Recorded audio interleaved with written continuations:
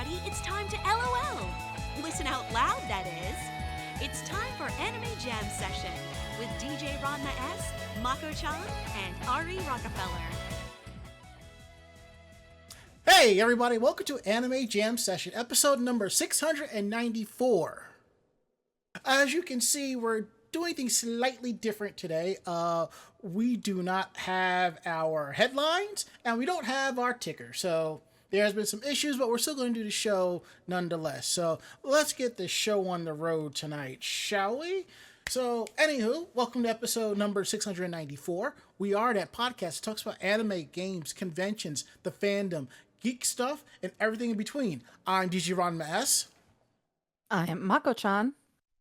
And I'm Barry Mellon. And Ari is off tonight. He's doing the overnight shifts. He will be back next week to talk to us about AAC. So you'll see him this weekend too if you're heading up there. So, and right now, Barry, you're a complete shade of purple. Going with the Halloween theme?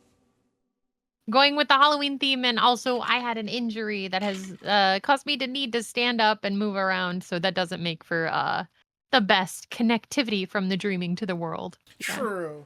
Wait, you have to walk around? No, I fell down some stairs, so it's not comfortable to sit, chat. Because I was going to say, if you have to walk around, it'd be kind of cool to show your VTuber just walking around your domain and stuff like that while you're talking. I mean, I can, but it would take a lot of effort, and I'm injured right now, so it doesn't work out. Don't even worry about it. I mean, yeah. And if anybody's going to complain, they can just deal with it. So it is what it is. No, it's all good. Today we would just be a little different. Yes, indeed. So, anywho, besides that, how is everybody doing tonight? I guess everybody could be better. Oh, I'm borderline annoyed at the moment, but I will get into that during my weekend day because there's been some interesting things here at the old studio. So, anywho, let's get the show on the road, shall we? We are live tonight, week of October 14th, 2025, right here on Twitch TV. We're here live Tuesdays from 9 to 10:30 p.m. Eastern. You will always find us on Twitch at twitch.tv/Anime Jam Session. We're also proud to be part of the Voice of Geeks Network at vognetwork.com. And they're also on Twitch, so you can check them out at twitch.tv/vognetwork. And come hang out in our Discord, vognetwork.com/Discord. Every show that's part of the Voice of Geeks Network has a channel, so come through and hang out with us. So now that we got that through, kick things over to Mako-chan. How was your weekend day? Okay. I am basically just trying to stay awake from all the freaking rain because I'm like a cat. Wait, you don't like the rain, or? Oh no, I like them the rain. eepy. It makes me sleepy. Oh, gotcha. Okay, Yeah, that makes the sense. last couple of days, all I've really wanted to do would be just to curl up in bed with my cat, who is currently curled up in my bed. That's a nice thing. But yeah, I mean that's basically it. I'm looking forward more to this weekend than anything. Seems legit. All right, Barry, how was your weekend day besides tripping down the steps? Yeah, so that was a big part of my week so far. That was on Saturday. So yep, it's been But yeah, basically just recovering from that and then getting addicted to a new MMO. So I've been playing on Blue Protocol, Star Resonance, I think it's called. And it's been a lot of fun. It's got some different mechanics than I'm used to with some NMMOs, and then a lot of repeat mechanics that I'm used to. So it's not too bad. But everybody's super sweaty about it because everybody already knows all the builds and all this other stuff. And I'm just kind of like, I just want to make cute food, okay? I'm here for a fun time, not a long time, okay? So, yeah. And so I've just been trying to have fun in my own way with it and stuff. But generally, yeah, that's kind of where we're at. And then sewing some different projects, but nothing really of note because I don't have any events coming up soon. So, And I totally get that because I don't know. mm. I was out with some friends. I was going on my weekend day. I was out with some friends on Thursday, and that saying popped in my head. I'm here for a good time, not a long time. I'm like, huh. Hmm. I kind of get it now. So there is that. Yeah. So anywho, other things. First things first. If you're watching the feed, you notice I look a little bit different because I have new glasses, and I'm still getting used to. I'm Ooh. still getting used to them. I don't know how you people wear progressives without progressive front lenses without slamming into a wall. Okay, I Mwah. I mean, because the only reason why I got progressives is like when I got my peepers checked 2 years ago, they were saying you might need reading glasses, and I'm just like, I'm Mm. fine. It's just that what I do is when I look at something up close, I take my glasses off and I read it because if Uh-huh. if my eyes can see it perfectly, then there's no reason. But I notice certain things when I look close, I can't, so I deal with it. Yeah. So when I went to the doctor, and like I said, when I went to see the eye doctor this time, I was in there for about almost a solid hour for them going through my peepers and all that good stuff. And I was like, okay, fine. So I got the type of progressives where you can't see that they're bifocals, but the corners are like regular glasses, and I'm just like, okay. And I look and I walk and I turn around and stuff. It just feels like I'm walking around using a fisheye lens. You know what I'm saying? Mhm. No, exactly, Yeah. exactly. That makes so much sense. That's And such a good way to describe it. yeah, and they're saying it'll take maybe about 2 weeks for your eyes to get used to it. And I'm like, okay. And Mhm. I'm sitting here thinking, well, these glasses I have are stronger than the previous ones because I guess my eyesight got a little bit worse. But it happens as we all get Mm. older. So I'm like, well, Yeah. with the better, stronger lens. Maybe that's all I needed instead of having these progressives. So I will do what I can with these before I go back to America's Best and be like, yeah, I need frame, regular glasses. I don't need the progressives. Yeah. I will like a refund or something like that. Whatever. So there is that. Mhm. Now, on the other side of things, I'm actually, I guess, premiering a new cosplay this weekend at AAC. Um, I am cosplaying Wakana Gojo from My Dress Up Darling. I'm not doing his school uniform. I'm doing his casual winter outfit, the samoe, that the full outfit that he wears. And it came Sunday because I ordered it off Amazon. Came directly from Japan, and I'm just like, I'm going to have to order another one the week of the convention. Make sure it gets here in time. Mm. But like maybe 2, 3, like 2 weeks ago, I get a notification from Amazon saying arrival date is between like the 10th and the 13th. I was like, oh, nice, It arrived Sunday, and I'm just like hoping that the pants fit because the jinbeis that I bought, the tops fit, but the pants do not because evidently I guess I got a little bit too much junk in the trunk, so I don't know. Whatever. So, Ah, the curse of an ass. mmm. Not a word out of you, Mako-chan. I am saying nothing. Hmm. But I put it on and it actually fits. So and I'm like, I will order more from this company. The downside is they're out of stock of jinbeis, but the samues are perfect. So I might order another one just to have something to wear around the house because I actually like it. Feels comfortable. That's what these are for. So there is that. So anywho, on top of that, something else I haven't spoken about because it's not really a thing, but now I have to because shit happened. So, as you all know, I live in a dormitory sort of house. It's not set up like an actual dorm, but there are rooms on every floor, and then there's the communal bathroom, living space, kitchen, whatever. Nobody uses the communal living space. I mean, if you did, there's gym equipment there if you want to use it, but whatever. But we had a new person move in. Okay, fine. And I give him the 2 cent tour, and I explain to him what he can use, what he cannot use, so forth. You know, everybody has their little sections. That's fine.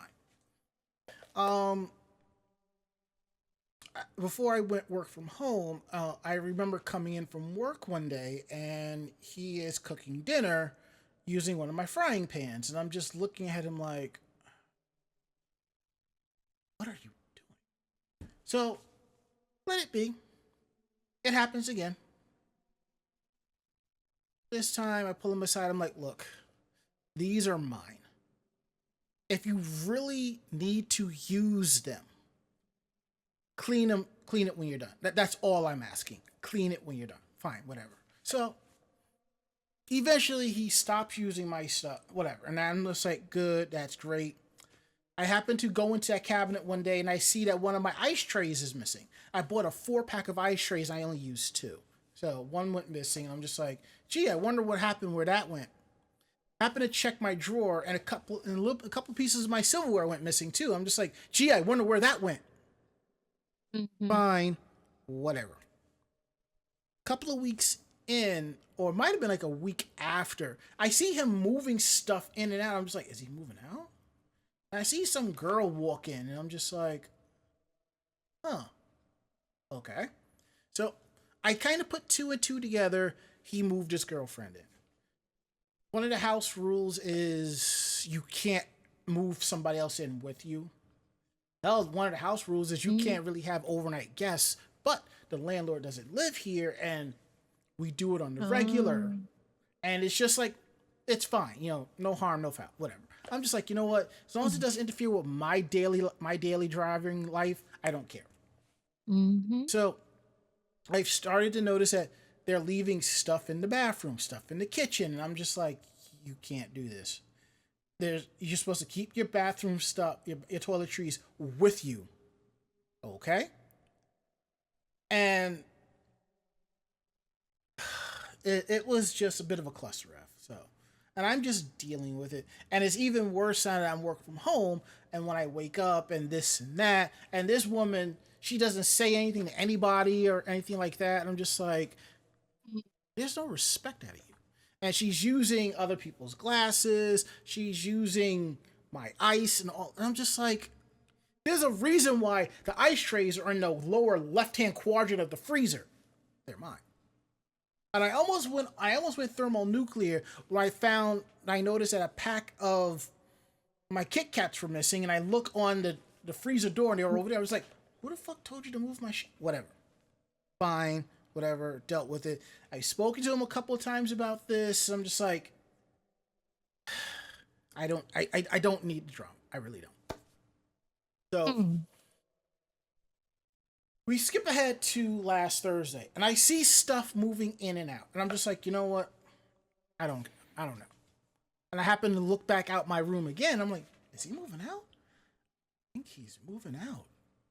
So I didn't stick around because that Thursday a friend of mine was in town. So I went and hung out with them.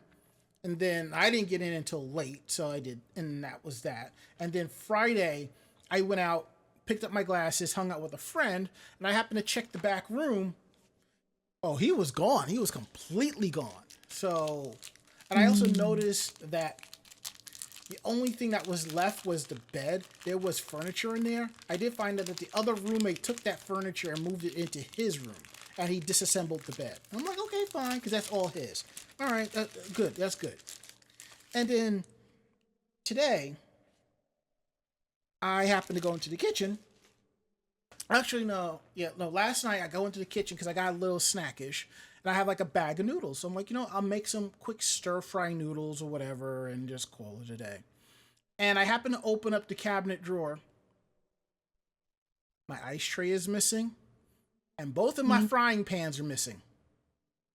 What the hell? This fucker stole my shit. And I'm just like, if I was at home in my old original apartment right now and this happened, I will be screaming about this. So I've said, you know what? Take a deep breath. I texted him early this morning, and I'm waiting on a response to see what's up. And if I don't get a response, I'm contacting the landlord and be like, yo, somebody's giving me $40. Mm-hmm. Now, Bonzo 6 says all the food. No, he had his own food. He cooked his own food. He's not a hobosexual. He was actually renting the room. So, and I assumed that his girlfriend moved in to help pay the rent. And I'm just like, it's Mm-hmm. not costly, but he does flip burgers for a living. So I assumed it was on a part time basis. So I don't know. Whatever. So that's it. That's how things have been. I'm just like, you know what? This is all behind me now. Probably in a couple of days, I'll get over the stolen frying pans. But the principle is these were mine, and if you really needed them that badly, I would have told him, no, go buy your own. Mm-hmm. So that has been my weekend day. At least I have a convention to look forward to. So now that we got that out of the way, I want to get some housekeeping notes going. As a reminder, video episodes of our podcast are available on our YouTube page, youtube.com/anime jam session.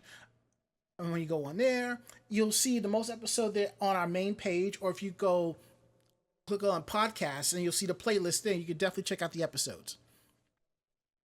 Our next convention, which is this weekend, is AAC, another anime con, October 17th to the 19th at the Westford Regency Inn in Westford, Massachusetts. And this is the last year for the con at this location because excuse me, the hotel is closing for good. So we're going to go all out. And if you make your way up there, please come by my panels on Friday. I believe I have one at 6 and at 8, or 7 and 9. The 7 p.m. one is Twitch Streaming 101, where you learn about the hardware basics that you will need to do your own Twitch stream. Everything else will come to you.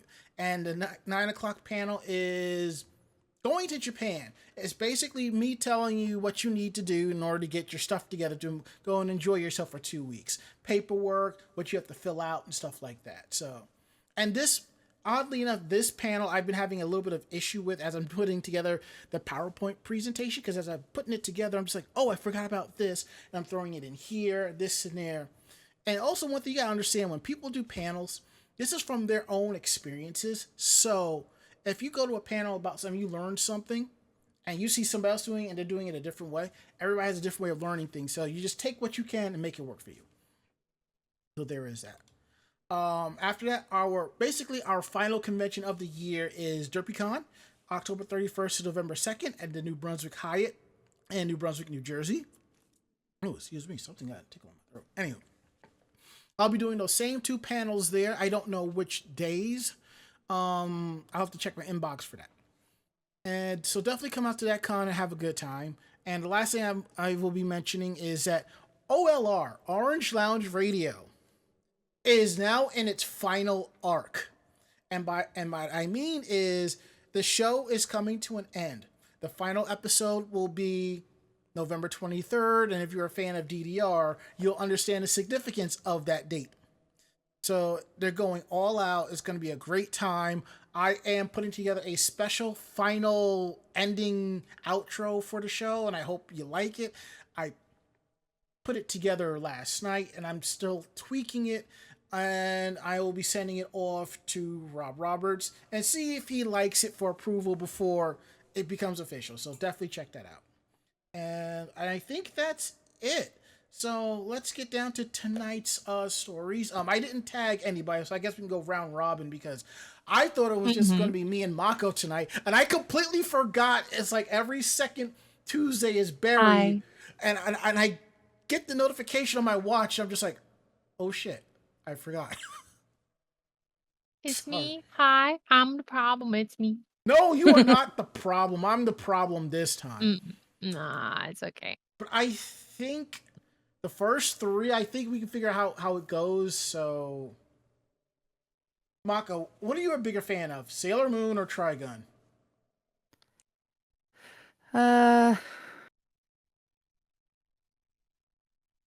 I'm probably more into Trigun than The Super YouTube, Live?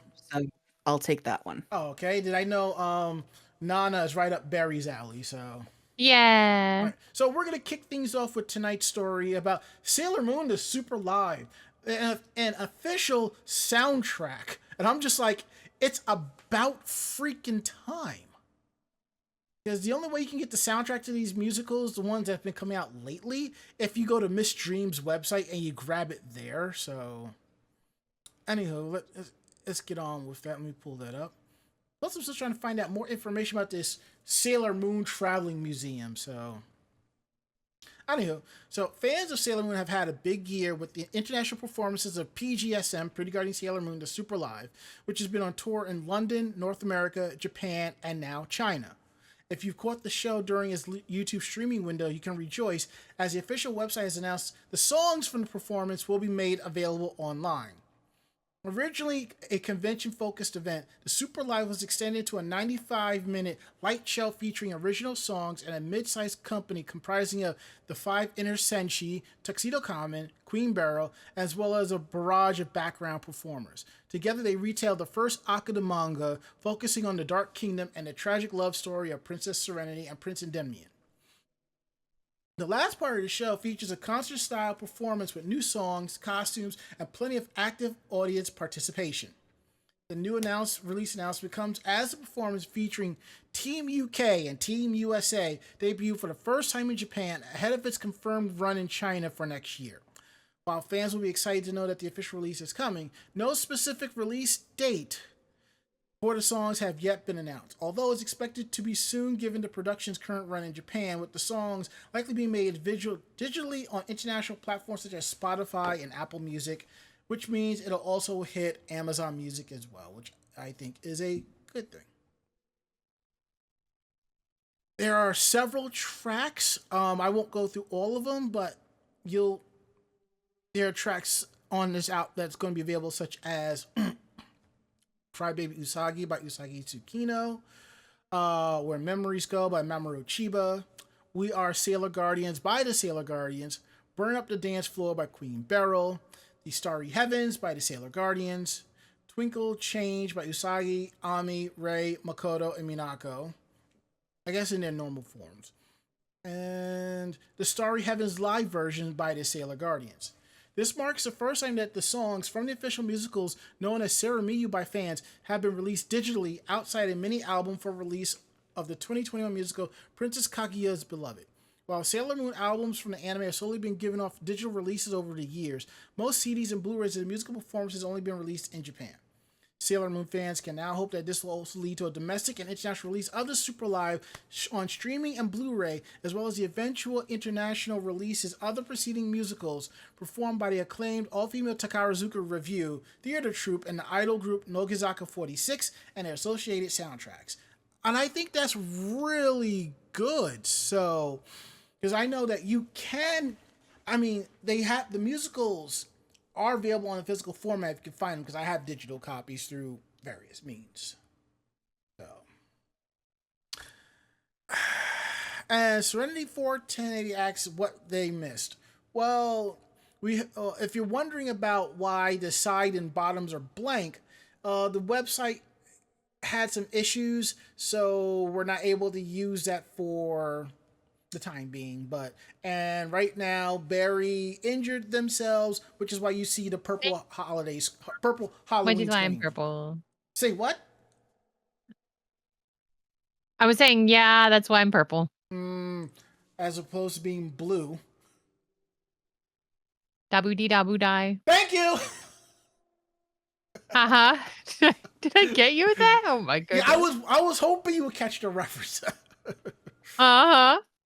Okay, so looks like we're going to be seeing an American release of the Sailor Moon Saramiyu soundtracks, and I hope this happens, because if it's good as I think it was, I will probably be doing the same thing I did with the Super Mario Brothers soundtrack.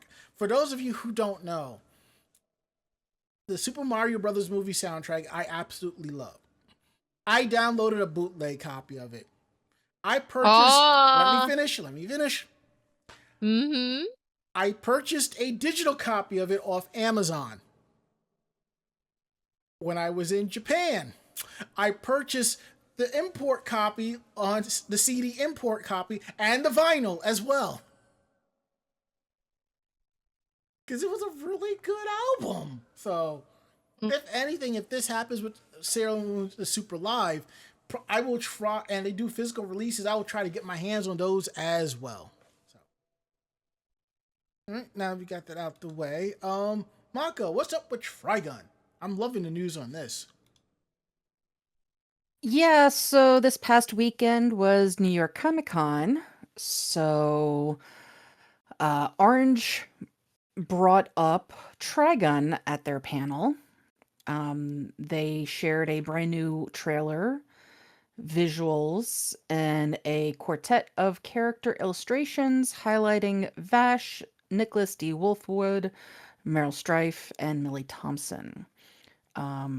It has been announced that the Trigun Stargaze will premiere in January 2026, with Crunchyroll streaming alongside its broadcast in Japan. So this is, I believe, the second season of the Trigun reboot. Yep. And I know people are happy that Millie Thompson is there. Yes. Well, yes. And they did announce that Chika Ayamori is going to be voicing Millie Thompson.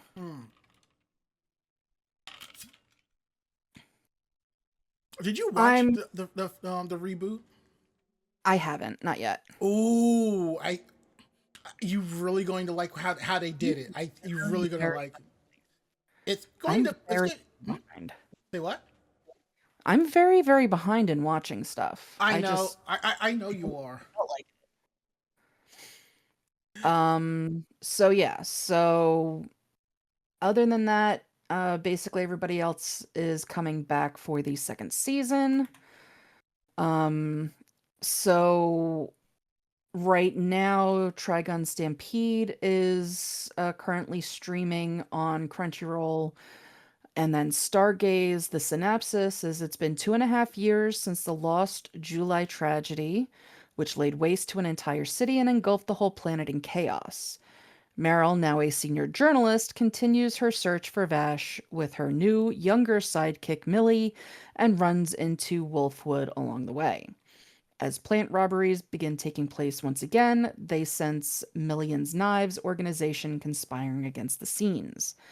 Meanwhile, Vash has taken the new name Eric's and is living in hiding in a backwater town where, when he gets an abrupt visit from Jessica, a young girl with an SOS from the third ship they call home. He thus decides to put an end to a long-standing feud in order to protect those dear to him. Just as the pieces of the story begin falling back together again, the planet receives a message from the far reaches of outer space. We are a fleet of colony ships from Earth. Those who wish may accompany us to a new frontier. The entire population rejoices at this news. However, as if to mock their celebration, the one-winged angel returns to wreak havoc and despair. Fates collide to forge a final conclusion for the panicked planet. I don't know about you, but right now I'm hearing the theme One Winged Angel separating from Final Fantasy VII. And here comes Vash walking out, trips, and just causes a giant clusterfuck of shit to happen while the music is playing. No, see, what I see is One Wing Angel starts playing. Yeah. Everybody thinks it's Sephiroth. You see the tip of a sword, and it's just got donuts on it. And as it's being held and walked through, there is Vash using it as a donut skewer.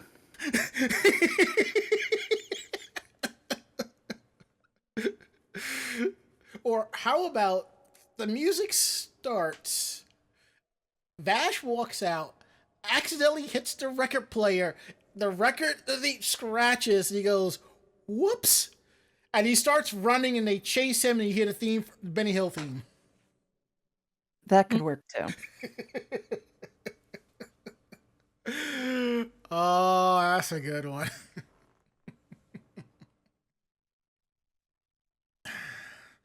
All right, Barry. Next up, we're going to talk about Nana coming back for, I think it's 25th Yeah. anniversary. Yeah. So Nana and Vivian Westwood collab Ooh. celebrates the manga's 25th anniversary. For anybody who doesn't know, Aizawa, creator of such topics as Paradise Kiss and Nana, very popular grungy shonen shoujo manga, and definitely fashionable. I would say first and foremost. Ayazawa's Nana manga celebrates its 25th anniversary this year, and it's doing so in style with a very fitting collaboration with luxury fashion brand Vivian Westwood. As Cosmopolitan revealed, the collaboration came to life in the form of limited edition covers of the manga's 25th anniversary edition. Ayazawa provided the illustration, which adorns the edition in a stylish with a stylish sprayed edge. So it's got like a plaid along the edge of it. The Nice. limited edition goes on sale October 30th, exclusively sold via Books A Million in the US and Waterstones in the UK, and at Vivian Westwood boutiques. The Nana manga started its run back in 2000 and inspired an anime adaptation by Madhouse in 2006. Viz Media publishes the manga and describes it like anxious to get into Tokyo groove. Both women are on a prowl for a funky and cheap place to live, but inexpensive apartments in Japan's capital city are hard to find. Thank goodness each Nana has a clique of cool friends willing to help out. Too bad these friends are a little eccentric. Isn't the manga still Nana, going or something like that? mhm.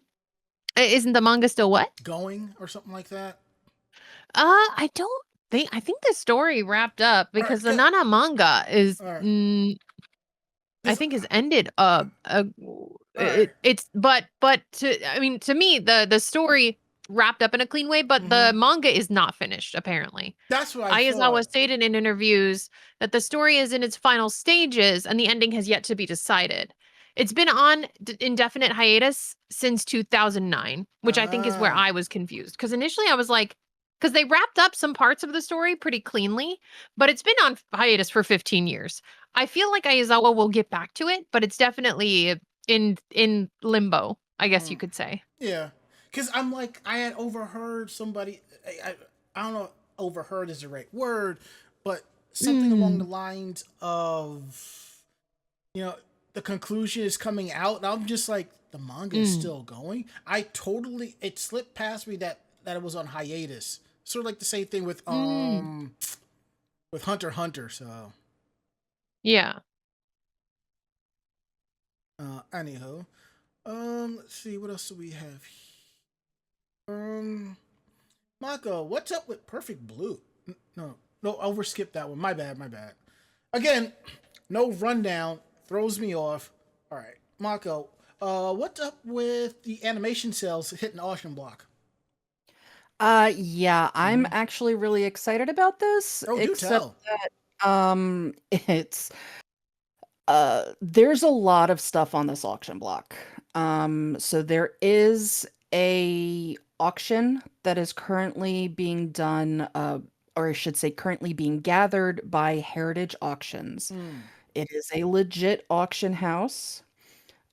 They have a collection right now of animation cells, concept art, Genga, and one-of-a-kind drawings, and some, movie memorabilia, all different kinds of things. Um, there are over 2,500 items in this auction block. The auction itself will run from October 17th to October 21st. There are animation cells from Kiki's Delivery Service, Dragon Ball, Sailor Moon, Cowboy Mm. Bebop. They've Basically a got millennial's dream. yeah, but it's Like, not just anime. They have Western animation too. So The Simpsons, King of the Hill, The Grinch, Looney Tunes. There is a lot of stuff in here. There's also some stuff from Pokemon. I know I was looking through this. I know one of them is actually the Van Gogh Pikachu Mm-hmm. that's oh, the sold out. original? I don't Whoa. think it's the original. It is one of the But you print. think it's the Yeah. but it is an original print. The It first does edition card. Okay, that's cool. So there are quite a few things that are in this, and um yeah, they already have starting prices on them, so you can go through.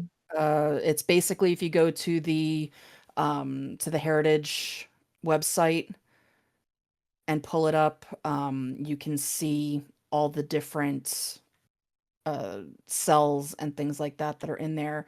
Their background animations, all sorts of different things. Hmm. Everything has different pricing on it. I was laughing my ass off. There's one thing I can't remember now what it was, but it's only $10. What? One of the things in the auction starts at $10. Yeah. Crazy. And I'm pretty sure it's I'm pretty sure if I remember correctly, because I was looking through this really late last night. It's it's actually one of the Great Saiyaman pictures that's starting at $10. And I just thought that that was hilarious because some of the Goku stuff is going for like $700, $800. Man, Great Simon gets no love. Yeah, I mean, there are other Great Saiyaman things in there that are higher price. Most of these things, the pricing is going to depend on the character. It's going to depend on the size of the character, the how much background might be done. Hmm. It's also gonna, be priced on how popular the characters are. So Just if for any of our listeners, as far as cells are basically hand painted frames of an Yep. animation. So if you don't know what that is, that's somebody doing it by hand in physical form, not digital or anything like that. But that's what we're talking about right now. Yeah, and nowadays modern day cells are basically screenshots. Man, y'all are lucking out. Yeah, exactly. See, Yeah, like there's stuff from SWAT Cats in here. ooh, SWAT Cats was the shit. Yeah, yeah, it is going all the way back to like 1988. It's got Akira in here. It it is a God. very it is a very, very large collection. There is something in here for everybody. There's something in here for everybody's price point. There's a couple of Eon Flux things in here that I really, really want. I love Ooh. that series. But yeah, so basically, if you go to Heritage Auctions, their direct website, Heritage Auctions is the world's largest collectibles auctioneer. So again, this is a legit site. This is legit stuff that's being put out. Like I'm looking at one of these. There's a scene from Kiki's Delivery Service of Kiki laying in a field. The starting bid for that one is $8,000. Ooh, Lodi. Yeah. So as I said, if you're interested in it, go on to the Heritage Auctions website. I believe the base of that is comics.ha.com. You can go into it, look through everything. Again, this is it's only running from the 17th to the 21st. So the 17th is when it's going to start, when all of these, prices are going to start going up. Mm. But you might luck out. You might see something that, maybe you've never seen before. Or Like something that you like that no one else does. Everybody has their own cup of tea. That is Mhm. true. Like, there is original stuff from the Peanuts. There is, like, concept art from The Nightmare Before Christmas. There is some stuff from the animated opening of I Dream of Jeannie. Wow. So, as I said, there is a little bit of everything. There's going to be something on there for everybody.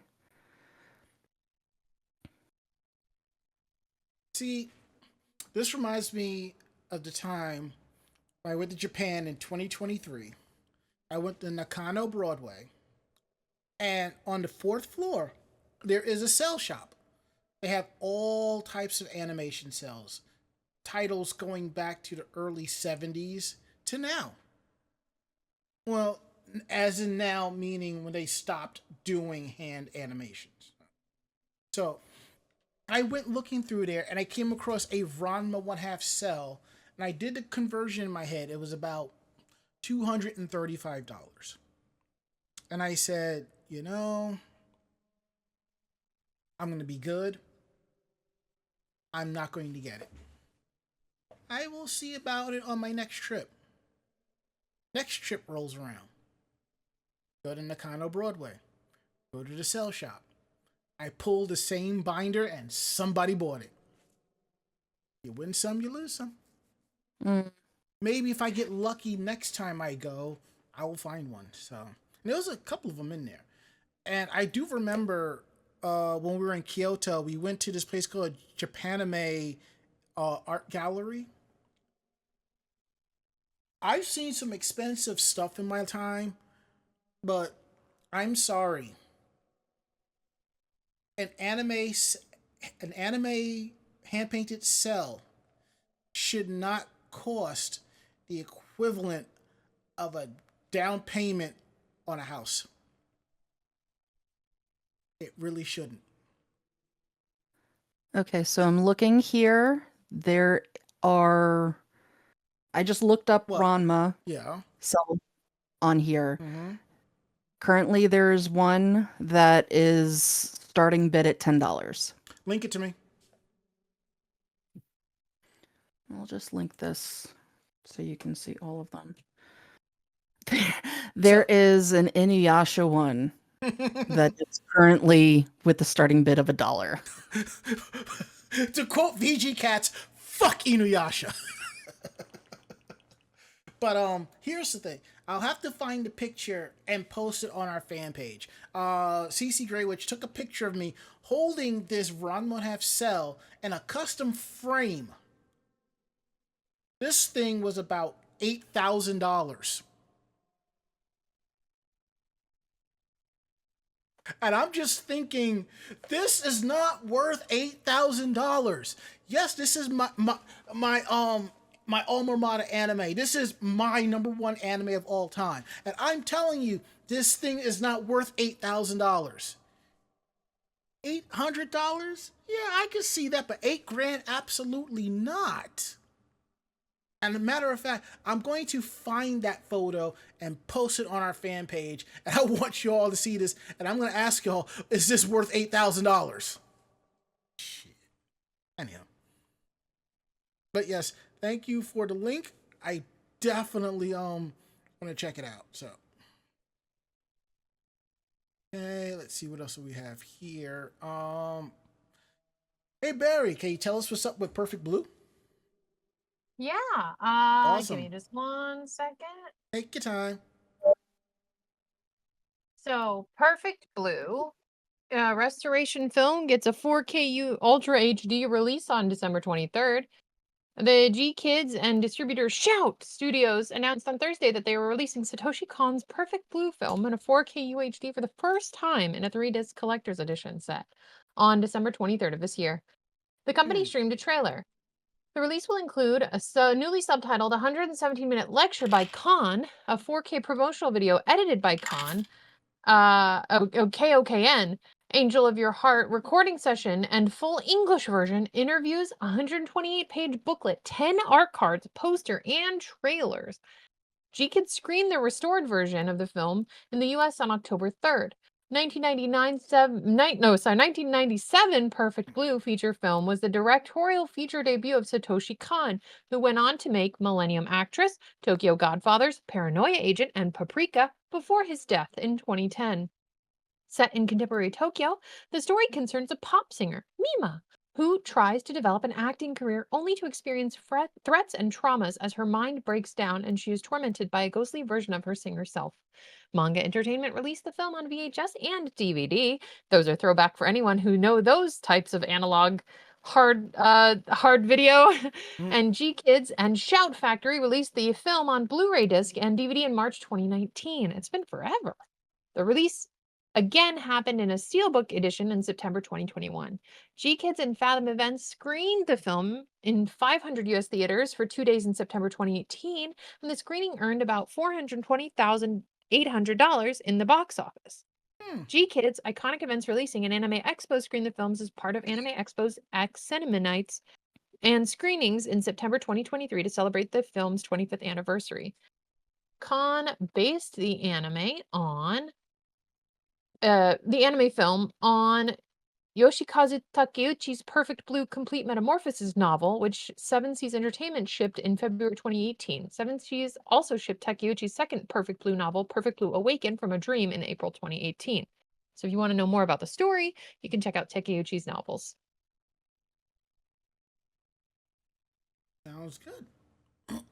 And I'm glad I'm actually reading this because I'm on the site and I'm looking at stuff like the little corner reviews and stuff like that, and I just realized they're reviewing an anime that I totally forgot to watch and it's a season 2. I was like, oh crap.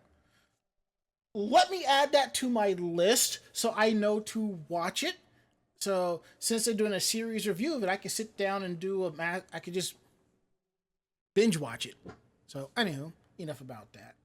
We're going to get into our final story of the night, and if you're watching and you see me kind of move around a bit, again, I'm getting used to these new lenses, so there's some things I can see normally, but with these new lenses, I gotta kind of look around to get adjusted to it. So, and I believe last week we actually talked about this issues with Crunchyroll and the subtitling issues. First, the issue was that Crunchyroll is switching to software made by an Israeli company, and that went completely political. There's also the issue of them using AI subtitling, and people lost their shit over that. But hopefully, we kind of have an answer here. Hopefully. Some of Crunchyroll's subtitles for new anime for the fall 2025 season have changed in terms of typesetting, font, and size. Continuing anime do not appear to be affected. Now, here's the thing. I always said that you could tell which teams are subtitling anime if it's the traditional thin bulk. There's like 2 type settings: thin, and then there's short and fat. Thin, people at Crunchyroll are working on it. Short and fat, that's the Funimation team working on it that works at Crunchyroll. It's not hard to see that. So anyhow. So people have reached out to Crunchyroll regarding the issues with the subtitles, and the spokesperson responded back saying the following. Over the past few days, some users experienced delays in accessing the content they wanted and subtitle issues across certain series. These were caused by internal system problems, not by any change in how we create subtitles, new use of vendors, or AI. Those internal issues have now been fully resolved. Quality subtitles are a core part of what makes watching anime on Crunchyroll so special. They connect global fans to the heart of every story, and we take that responsibility seriously. Thank you for your patience. We're committed to continuing to deliver the authenticity, quality, and care that fans deserve. Okay, as somebody who's in IT, let me break it down to you. You have development and you have production or live. Whenever you need to work on something to make sure it looks good or whatever, you put it in development. You have a set of systems in the dev that you throw shit at it and you see what it churns out. And as you run it in development, you make your changes here and there. And if it looks good in development and it looks great and it's what the results you wanted, you put it in production or live. Now, there is that instance where you put it in live, something's going to go wrong. And it can happen.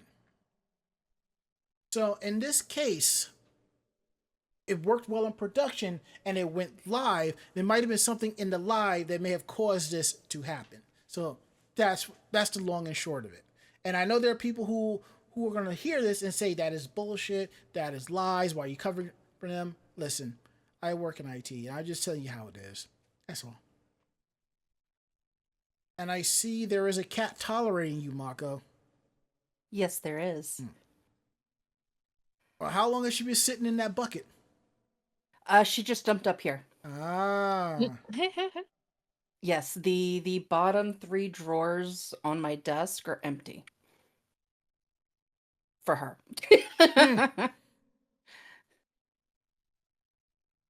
Oh, she likes them pets. She likes Mm-hmm. them scritches. When she's not being completely totally neurotic. Yeah, Oh, pretty the much. baby.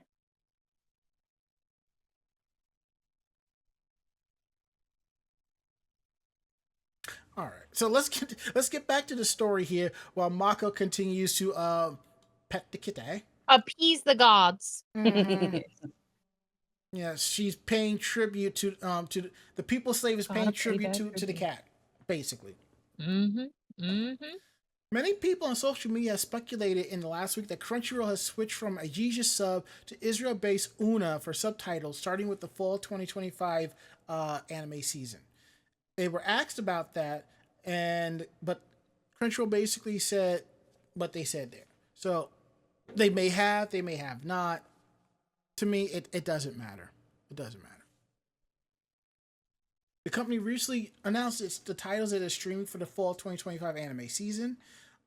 They also laid off a number of people back in August. In addition, some employees expanded their scope and others got new role assignments. Crunchyroll also revealed plans to build engineering hubs in the US, Mexico, and India to spark innovation and fuel transformation. I don't understand why they're building an engineering hub. I don't see why an anime company is doing. Somebody's got to clue me in on it so I can kind of figure out what's up.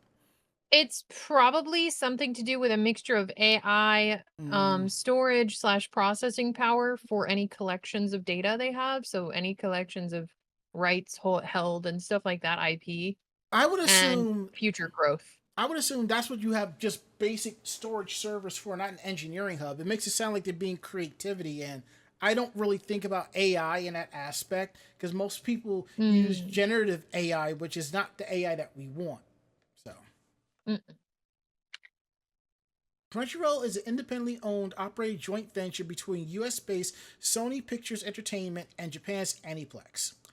Sony Pictures Entertainment and Aniplex's Sony Music Entertainment Japan parent are both in terms of subsidiaries of the Tokyo-based Sony Group. So it's kind of interesting. You got the Sony Group, and then underneath it is Sony Pictures Entertainment, Music Entertainment, and then there's Pictures Entertainment owned Aniplex, and then Aniplex went halvesies with Sony Pictures by Crunchyroll. It's, and then meanwhile, on the other side of the bar is Sony Computer Entertainment, which is basically holding up the entire fucking ship. Sony's Funimation Global Group completed its acquisition of Crunchyroll from AT&T back in August of 2021, after the company first announced the acquisition in December of 2020. The purchase price was $1.175 billion, and the proceeds were paid in cash at closing. Funimation's home video releases are now listed under Crunchyroll.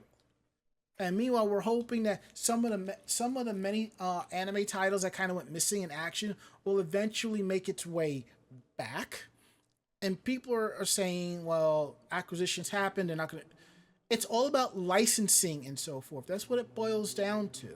So if there are some titles that do not come back to streaming, so that only means the licensing has expired on it and they didn't want to pay whatever cost it is. So it is what it is. So, and bonds with success sounds like a poly relationship. Something along those lines. Oh God. So, all right. Hold on. Let me respond to this. And now that we got that out the way, I think it's time to get into the more important part of the show. Meanwhile, in Japan, we have some interesting articles on that, and Mako-chan has already picked the article that she wants to do. Hmm. So, Barry, go ahead and pick the one that you want. Okay, give me just 1 second. Mm-hmm. I'm gonna go ahead and I'll take the third one. All right. I can get this open. There we go. Let me pull this up real quick. Oh yeah, I would. You know what's funny? I was looking at both of these articles 2 and 3, and I said, "F it," I was gonna do both of them. So, Oh, you're anywho, good. yeah. So, Mako-chan, take it away.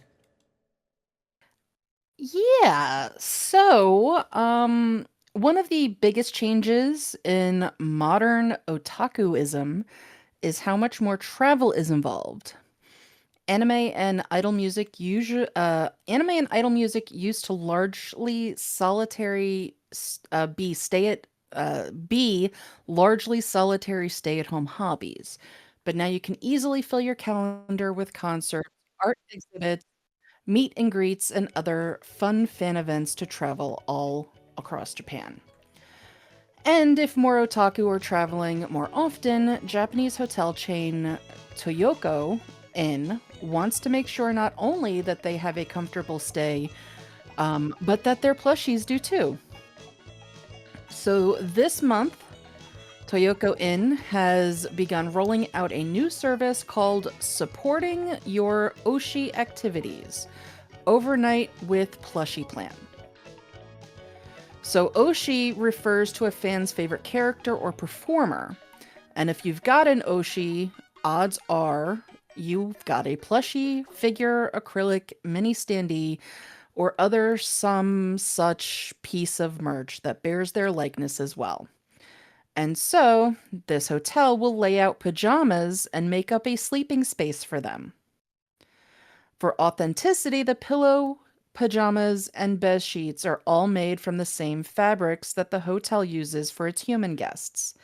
And the pajamas are even available in two sizes, small and medium, to provide a better fit for your plushies. So, this was first tested out near the Osaka Dome, which hosts a number of anime and idol related events. Hmm. Following extremely positive feedback from satisfied otaku travelers, the chain has now decided to expand the service to 55 other locations. Considering that there's a trend of solo travelers in Japan taking a plushie with them to snap photos of during their trips, there's potential for Toyoko Inn's new service even in destinations without major otaku event venues nearby. So they are charging a fee of 300 yen per night. This is $2 Mm-hmm. US. And it might seem surprising that it's not a free service, especially since the modest price isn't going to translate into a significant stream of revenue. But there could also be some clever logic play here. Among the positive reactions the program received during its test stay were comments about how it made guests feel like their plushies were really taking part in the trip with them. And charging an additional fee for the extra service, just like the hotel would for a second human guest in the room, probably adds a bit of fun realism to the unique bit of hospitality. And the cost is small enough that it's not likely to wreck anyone's travel budget. Hmm. Considering the pajamas, I'm guessing you're able to take them with you, though. Well, here's the thing. Now, I have to add this to my panel. When you go to an inn, when you go to a hotel in Japan, they have all of these amenities there. Not just like mouthwash and toothpaste and all this stuff. Pajamas as well. Depending on the hotel, they will be in your room already. These are complimentary. So you do get to keep them. So, yeah, I can completely understand why they are charging. Um, but yeah, I think that it's just a really cute little thing. There's just a small little niche that's set aside for a bed for your plushie. And I think it's adorable. I know a couple of people that will love that option. I would totally use that option just for pictures alone. All right, but which one of your plushies would you take? Um, that it would depend. My first thought would go actually to Duo. Bat Duo? Yes. Um, but it is rather large-headed, so it can be very Mm. awkward to carry around. So I would probably go with maybe one of my supernatural plush or something like that.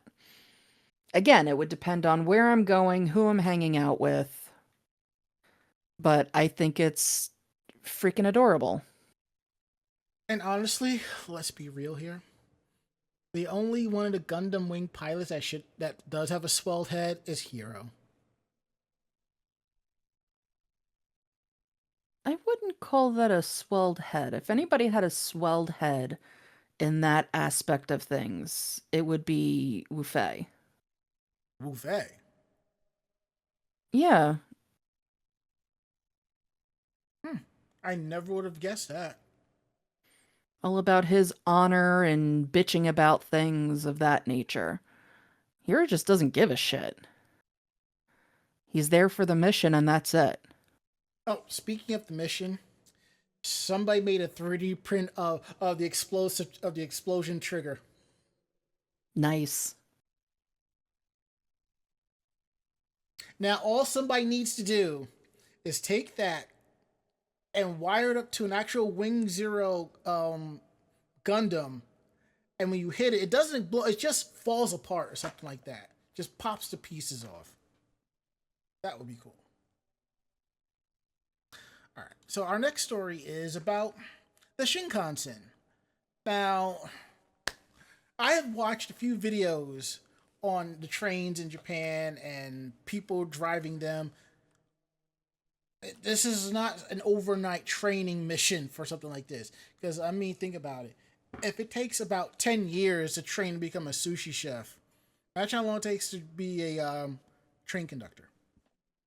So, basically, the Hokkaido Shinkansen apologizes for the driver spacing out while operating a bullet train. Oh my god! What the? Given someone the prompt, the Shinkansen is blank, and they're almost certain to complete it with fast. Sure, theoretically awesome, convenient, and a surprisingly tasty source of ice cream would also be valid responses, but speed really isn't the defining characteristic of Japan's famous bullet train. If the Shinkansen isn't fast, then it really doesn't feel like the Shinkansen, which is why someone noticed when one dropped down to a decidedly pokey speed recently. This incident happened on September 30th on the Hokkaido Shinkansen.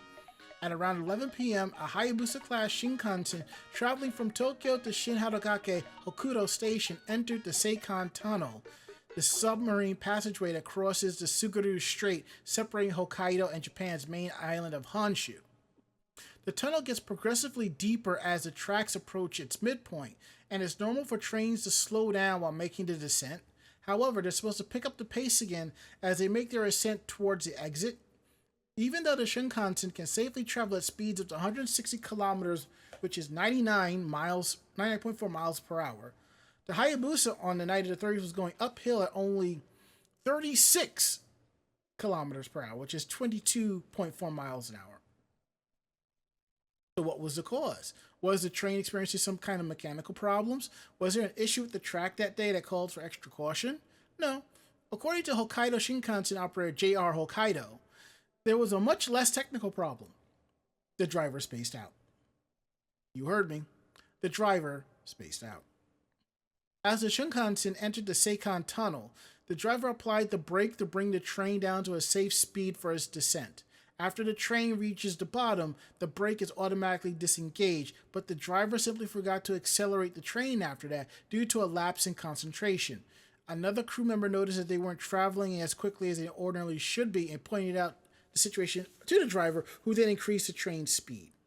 The train still arrived on time at its final stop of Shin Hakodate Hokuto, and the delayed acceleration was applied smoothly enough that no passengers were injured.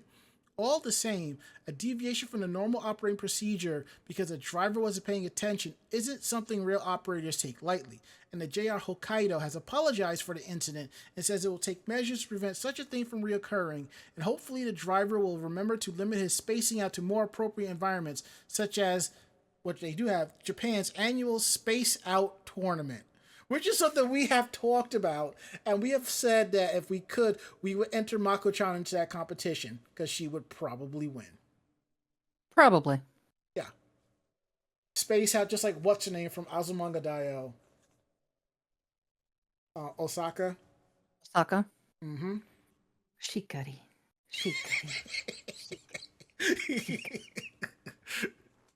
Now I see you too busy going, ooh, just staring out. Well, I mean, yeah, her staring out usually means that she's thinking very, very strange things in her head, which, not for nothing, I do as well. Like just today, I was randomly just spacing out and thinking, what would happen if somebody was asexual and attacked by an incubus? I think Barry can answer that question. It would depend on if the incubus had a good sense of social tactfulness and was able to have good conversation, or I would not be interested. And there's your answer. Yeah, it was just that was just a random thing that popped up into my head.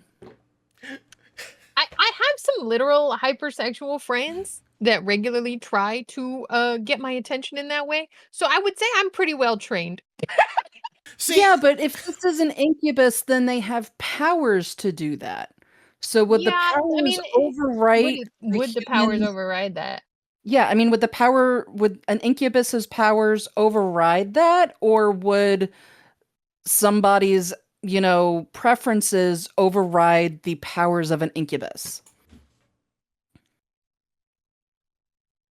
I don't know.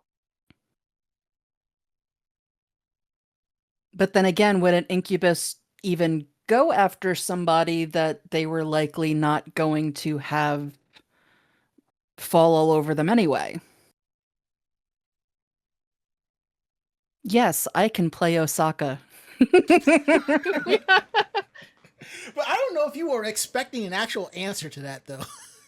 No, not at all. I'm just that's. Well, yeah, and I mean, once you get metaphysical with it, then you're like you're outside of that logic, right? Because at that point you're metaphysical, so it's the if and or the well, I like this is how this person is, but everybody differs. And then also you're getting to metaphysical. So there's also magic and alchemy and hormones and stuff. You're like, okay, well, it can override the human hormone. It's like, okay, well, if that's the case, then there's no winning. Like that is a meta that you cannot defeat, right? Because humans are programs. The whole point, it's one of those that there really isn't a credible answer to that. Like, who would win, a caveman or an astronaut? Mm-hmm. And yes, that is a question from Angel. Bond006 says, quick, someone get Studio Madhouse on the phone. Yeah, I think we have a good anime title idea here, people.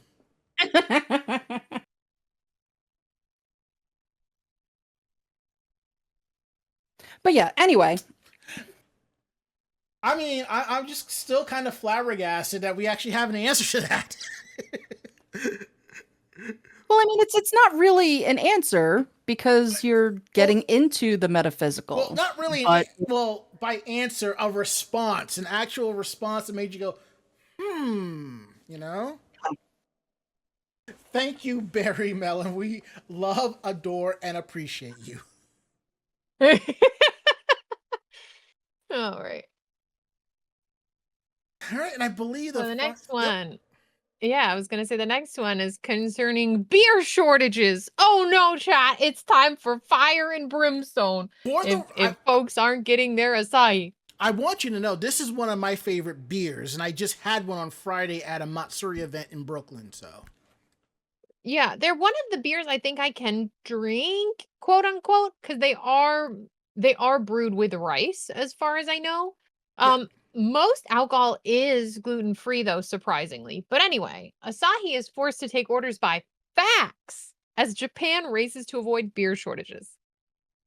And if you don't know, as much as we think Japan is in the current era, or even more modern than us, they still use a faxes in a lot of their large capitalist businesses. You would be surprised. Japan's best known beer maker struggling to restore normalcy after a ransomware incident paralyzes delivery.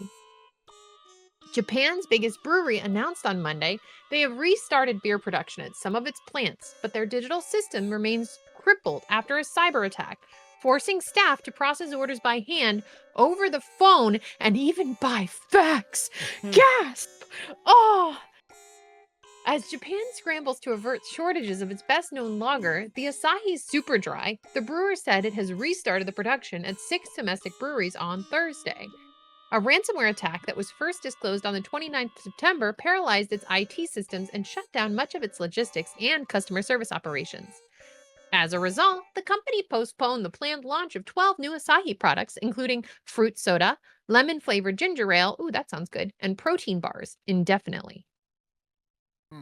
In its official statement on the 3rd of this month, the company confirmed traces suggesting a potential unauthorized transfer of data, but declined to disclose full details, citing an ongoing investigation.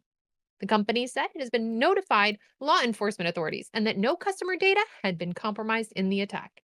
Its overseas operations, including its ownership of the UK brewer Fuller's and brands such as Peroni, Pilsner Urquell, and Grolsch, remain unaffected. However, only Asahi's operations in Japan, which account for about half of its sales, have been affected by the attack.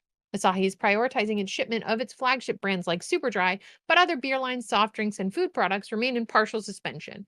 The Tokyo-based brewer said call centers and customer service desks may begin to gradually restore during this week, though it can't estimate when the full system will be revised. They added that from the 15th of this month, it would resume shipments of more than a dozen products, including its non-alcoholic beers, Asahi Dry Zero and Asahi Zero, as well as Clear Asahi and Whiskey Black Nika Clear. Retailers, convenience stores, and small bars across Japan are already showing signs of strain. Some branches of popular convenience stores, 7 and I Holdings, Lawson, and Family Mart, and independent bars warned that their stocks of Superdry could run dry in days. One yakitori restaurant in Tokyo, which normally serves Asahi on tap, told Routers it was down to its last keg and begun sourcing rival brands. Gasp. The margin ramen chain operator Monogatari Corp said it may switch to carrying Suntory or other beers should Asahi inventories run dry, according to Bloomberg. Similarly, Kishojiko, a shabu shabu restaurant, said it was considering moving to other brands, but is also working with liquor distributors to check. The fact that a big company like this is taking so long to recover shows their preparation was inadequate. Nobuo Miwa, representative director at security firm S&J Corp, told Bloomberg this should have been anticipated and planned for. A ransomware attack? Sir? Hello? Wait, hold on. You all work VFX. Hold Japan? on. Hello? Hold on. Here's the thing. Not every company has a backup plan for security breaches and Right? violations. Not every company. It usually happens after the fact. Or After the fact. if, Or one of their competitors gets hit, and then they Right. have a chance to make a plan based on that. Exactly. Yeah. Some So- people, there's something I can tell you. There are some IT people, especially in networking and security, who swear up and down that the system is so secure and we don't have to worry about that. We don't need Until to do somebody that. breaks it. Yeah, and Until then you somebody breaks yeah, it. mm-hmm. Yep. Uh-huh. But yeah, an estimate of the analysis, in absence of a functioning logistics system, Asahi has reverted to its manual processing. Employees are taking orders by telephone, writing them out by hand, and even visiting clients. You're seeing people in person. Gasp. and relaying shipment instructions via fax. In estimates from analysis from Bernstein, if the outage extends to the rest of October, Asahi's domestic operating profit could shrink sharply, taking an 83% hit domestically. Woo! According to the Japan Times, the company's share had tumbled more than 7% earlier in the week before recovering modestly. CEO Atsushi Katsuki has assured stakeholders about restoring supply and that its top priority above all available resources, including external cybersecurity firms and law enforcement investigators that have been engaged. The company has maintained that its overseas operations, including its European operations, remain unaffected by the incident. Asahi's Japanese operations produce roughly the equivalent of 6.7 million 600 milliliter bottles of Superdry per day, according to calculations by the Financial Times. Cybersecurity experts at the Tokyo-based group Nihon Cyber Defense told the Financial Times that the Japanese companies are increasingly seen as attractive targets for ransomware attackers because of their poor defenses and the fact that many companies simply paid the demanded sum through back channels. Dumb, dumb, dumb, and dumb. There were 116 reported ransomware incidents in Japan in the first half of 2025, matching the prior 6 months high set in late 2022, according to the data from the National Police Agency. In the assessment report last year, Asahi listed a cyber attack as one of the main risks faced.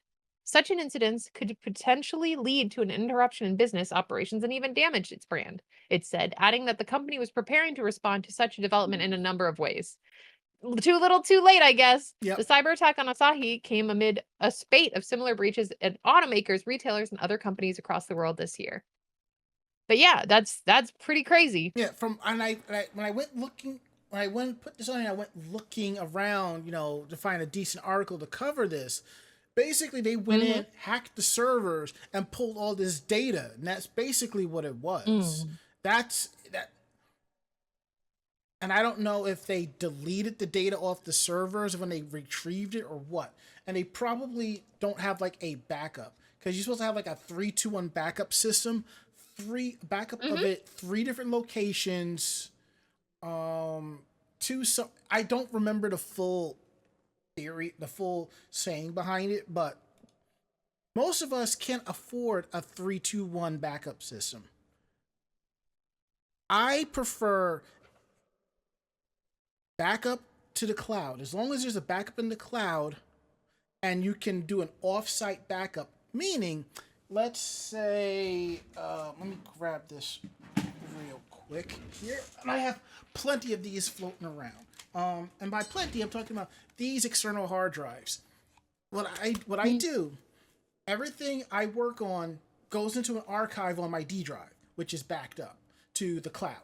And what I do is, when it gets to that point, I will plug in this external, copy it over, unplug it, and put it up on the shelf. And that's it. All right, so that's what it is. The one is one offsite, so that's technically an offsite. So a lot of companies like that aren't doing that. So if they had this type of backup, you could just be like, you know what? Screw you guys. We're going to restore from our backup and we're golden. I've actually known a couple of people whose personal machines have been crypto locked and so forth, and they didn't have a backup, and they're coming to me like, well, what do I do? And I'm like, I can't fix this. You're going to have to wipe and start fresh. Well, what good are you? Well, I'm not the one that got caught out there. And I've actually said that. I'm not the one that got caught out there. You were. I mean, if they're going to do that to you, man, that's crazy. Yeah. Bro. That's crazy behavior, bro. That's why one of the things I want to do is build a server so I can offload that. And the thing is, my server is not going to have access to the internet. It'll just be an internal server only. Yeah, it'll be an internal server. I feel like a lot of people are going to be switching over to that soon. No, wait. Just so that they can access things. Actually, and no. It's not as unsecure. Yeah. Well, I mean, I do run downloads, so I may have to keep it, just to run downloads, and that's it. So I just see how it goes. Have a temporary, like either a VPN or something attached to it, so that you have a little bit more security. And as Bobby Blackwell says in our chat room here, I know nothing about anybody breaking sites and being reactionary about it. Yeah, makes sense. Makes sense to me. All right, shall we get out of here? Yeah. All right. So if you like tonight's show, tell a friend. The internal tell another friend, and so on and so forth. We're independent bloggers, independent podcasters. So what we like and don't like, we're telling you straight up. So if you have any questions about the show, drop us a line at podcast@animejamsession.com. Again, that is podcast@animejamsession.com. We're here to believe you. And don't forget to check out our website at animejamsession.com, where you will find our weekly podcast, cosplay tips and tricks, cosplay interviews. You will find anime reviews, editorials, convention reports, and you'll see links to our Facebook and YouTube pages of cosplay and convention coverage. All that and a lot more at animejamsession.com. Let's see, what else do we have here? Yes, our podcast. And if you like the show, please subscribe to the podcast. You can find us on Apple Podcasts, Spotify, iHeartRadio, Anchor FM, or anywhere else podcasts are available. So check that out. Bonzo will success instead of spare change. I am asking spare external hard drive. Got a spare hard drive. I know that feeling, and I think I have like 4 or 5 in here somewhere. I thought one's here, 2's back there, 2's somewhere. Anywho. Anime Jam Session is our social media. You can find us on YouTube, Twitter, Facebook, and Blue Sky at Anime Jam Session. And to everyone who's subscribed and follow us, thank you so much. We really couldn't do this without y'all. And I gotta update that Stream Elements link to have our Blue Sky. And our tip jar down below. If you like the show, tip. You can throw us a tip. You can cheer us on with bits. You can go directly to our direct links on our Stream Elements, Streamlabs, and Ko-Fi if you want money out that way. Or you can sub to the channel and give out gift subs. We really appreciate all of that. So now we'll go around the room. Last words, Mako-chan. The cat really wants me to come to bed. I can see that. Cuddle kitty. Last words, Barry. Well, I'm gonna recover my butt. I hope y'all recover your butts. Make sure to eat and hydrate, lovelies, and don't fall down the stairs, please. I'll see you next time.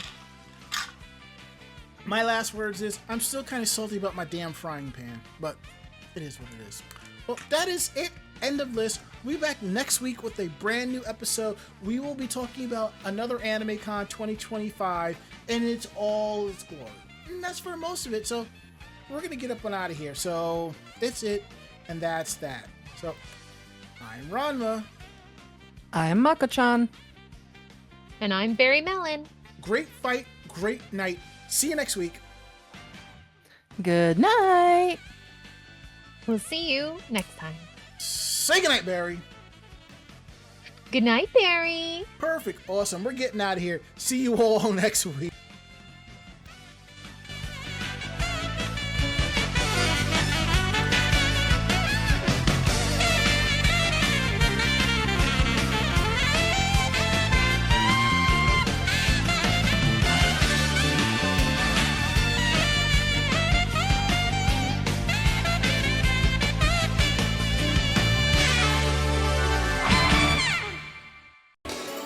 This podcast has been a production of Anime Jam Session and AJS Productions. No fanboys and fangirls were hurt, maimed, shot, electrocuted, or pistol whipped in this episode. For now. The views, opinions, and thoughts expressed on this show do not reflect the staff or the network as a whole. But we're still right, damn it. For transcripts of this episode, start typing. Check us out at animejamsession.com and vognetwork.com for more information about us and other programming. Jamatane!